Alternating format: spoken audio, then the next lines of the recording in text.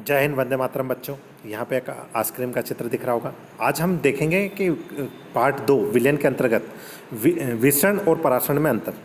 विसरण और परासरण में अंतर, आइए इस अंतर को जानते हैं। आपने कितनी बार देखा होगा कि यदि हम अंगूर को गाढ़े चीनी के घोल में रख देंगे तो क्या होगा? सिकुड़ जाएगा। क्या होगा?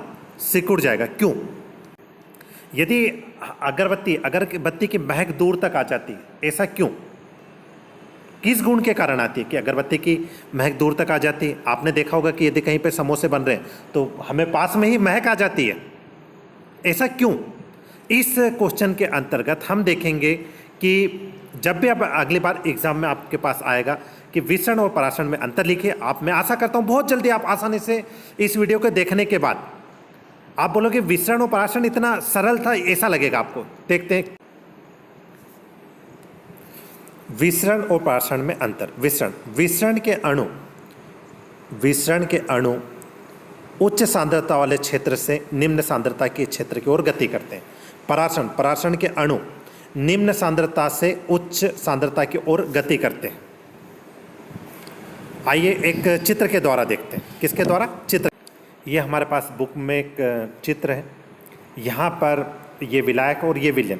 पहले देखेंगे हम, फर्स्ट टाइम में हम देखेंगे कि विलयन और विलायक दोनों का मान एकदम समान है। ये दिख रहा है, देखो यहाँ से यहाँ तक समान है।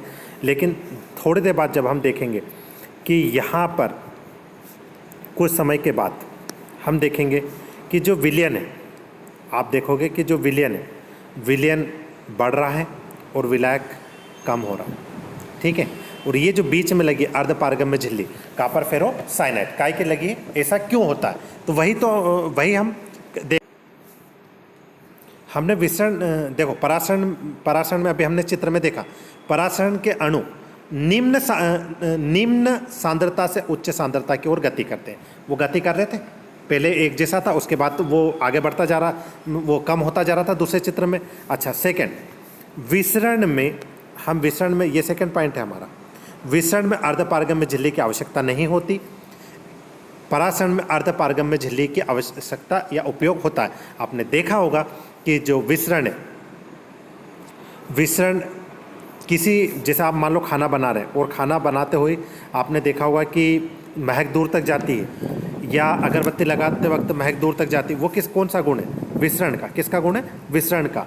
लेकिन जो अंगूर का चीनी के घोल में सिकुड़ना, ये किसका गुण होता है? परासरण का। ये उदाहरण में लिख सकते हैं हम। उसके बाद थर्ड में हम देखेंगे, थर्ड पॉइंट के अंतर्गत हम देखेंगे कि इसमें विलय और विलायक के दोनों अणुओं की विपरीत दिशाओं में प्रभाव होता है। इसमें विलय और विलायक के दोनों अणुओं का विपरीत दिशाओं में होता है। और विसरण जो सिर्फ गैसों तथा विलयन दोनों में होता है। विसरण क्या? गैस और विलयन दोनों में होता है। और परासरण जो है, परासरण केवल विलयनों में पाया जाता है। काय में पाया जाता है? विलयनों का ही गुणधर्म है ये।